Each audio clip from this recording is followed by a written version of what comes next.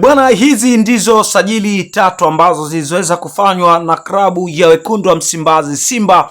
Bila shaka tunafahamu ya kwamba miongoni mwa vitu vikubwa ambavyo vinasubiriwa kwa hamu kabisa ni kuhusiana na dirisha dogo la usajili, ambapo mashabiki wengi wa klabu ya soka ya wekundu wa Msimbazi Simba wakitaka kujua timu yao ni kina nani ambao wameweza kusajiliwa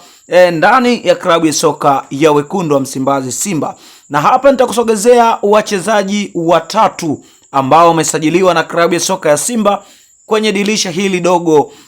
la usajili. Sambamba na hilo, twende tukawatazame wachezaji hao ambao so far wamesajiliwa na wekundu wa Msimbazi Simba. Wa kwanza kabisa ni Mixon Kibabage, moja kati ya nyota ambaye alishawahi kufanya vizuri sana na klabu ya soka ya Young African, lakini pia tunafahamu ya kwamba nyota huyo alikuwa kwa mkopo kunako klabu ya soka ya Young African, lakini wamiliki wa mchezaji huyo ni klabu ya soka ya Singida Black Star, ambapo so far Simba wameweza kumsajili nyota huyo kupitia klabu ya Singida Black Star. Lakini nyota mwingine ni Kratos Chota Chama, moja kati ya nyota ambaye alishawahi kufanya mambo makubwa ndani ya klabu ya wekundu wa Msimbazi Simba. Baada ya kufanya mambo makubwa, tuliweza kuona nyota huyu aliweza kusajiliwa na klabu ya soka ya RS Berkane kutokea pale Morocco, lakini pia tuliweza kuona yale yote yaliweza kujili na nyota mbani Tanzania kunako klabu ya soka ya wekundu wa Msimbazi Simba.